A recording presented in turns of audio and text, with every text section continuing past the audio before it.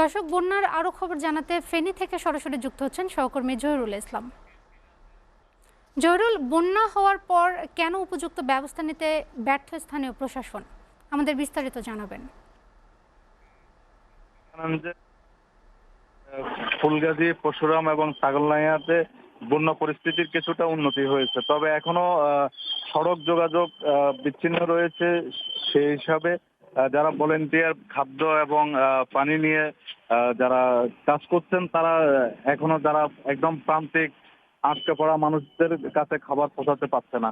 তবে জেলা প্রশাসনের পক্ষ থেকে বলা হচ্ছে দুর্যোগকালীন 2,000 মেট্রিক টন চাল এবং 40 লক্ষ টাকা বরাদ্দ দেওয়া হয়েছে এবং এর পাশাপাশি বিভিন্ন স্বেচ্ছাসেবী সংগঠনগুলো কাজ করছেন। তবে এখনকার বন্যা পরিস্থিতির মধ্যে ছাগলনাইয়া কিছুটা জলাবদ্ধতা রয়েছে, তবে সবচেয়ে বেশি এখনো ঝুঁকিপূর্ণ সোনাগাজী এবং দাগনভূঞাতে। সেখানে পানি প্রতিনিয়ত বাড়ছে। তো এখানকার যারা স্বেচ্ছাসেবক রয়েছে তারা কাজ করছেন, তবে সবচেয়ে বড় বিষয়টি হচ্ছে সমন্বয়ের অভাব।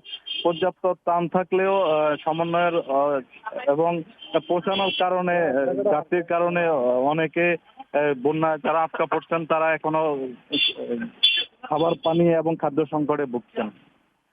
রোদেলা এই ছিল এখনকার মতো এখানকার সর্বশেষ।